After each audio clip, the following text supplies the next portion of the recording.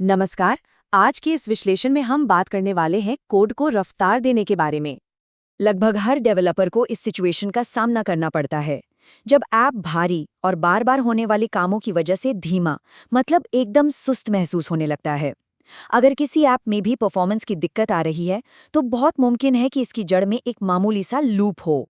तो हमारी कहानी का विलन है ट्रेडिशनल फॉर लूप। ये अक्सर यूजर इंटरफेस को ब्लॉक कर देता है और नतीजा एक बहुत ही खराब यूजर एक्सपीरियंस। इसका सीधा सा मतलब ये है कि जब तक एक काम खत्म नहीं हो जाता अगला शुरू ही नहीं हो सकता।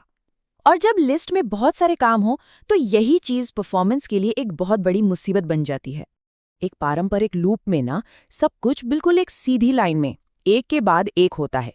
इसे एक भयंकर ट्रैफिक जैम की तरह समझिए, जहां हर गाड़ी को अपनी बारी का इंतजार करना पड़ता है और इससे एक बॉटलनेक बन जाता है। लेकिन हर कहानी में एक हीरो भी तो होता है और यहाँ हमारा हीरो है डिस्पैच अप्लाई, जो आता है ग्रैंड सेंट्रल डिस्पैच यानी जीसीडी से। ये इस पूरी समस्या का एक बहुत ही पावरफुल सॉल्यूशन है। तो सवाल ये है कि डिस्पैच अप्लाई असल में है क्या? ये एक जीसीडी फंक्शन है जिसमें आपके लूप के हर एक इटरेशन को एक साथ मतलब पैरेलल में चलाने की काबिलियत है। इसको समझने का सबसे आसान तरीका ये है, डिस्पैच अप्लाई को एक super powered parallel for loop की तरह सोचें। अगर इस पूरे विश्लेषण से सिर्फ एक बात याद रखनी हो तो वो यही है। चलिए अब थोड़ा और गहराई में जाते हैं और देखते हैं कि ये असल में काम कैसे करता है। ये एक पारंपरिक लूप से इतना अलग क्यों है और ये परफॉर्मेंस को बेहतर कैसे बनाता है? दोनों के बीच का जो मेन फर्क है वो यहाँ बिल्कुल साफ है।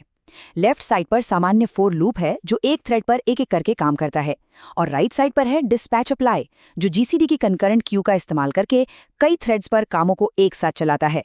नतीजा, उन कामों के लिए जो सीपीयू पर भारी पड़ते हैं परफॉर्मेंस में जबरदस्त तेजी आती है।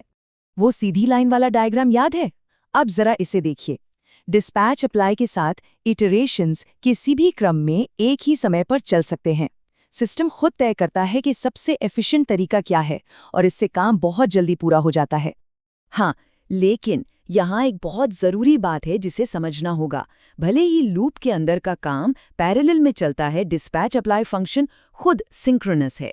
इसका मतलब है कि ये तब तक आगे नहीं बढ़ेगा जब तक सारे के सारे इटरेशंस पूरे नहीं हो जाते।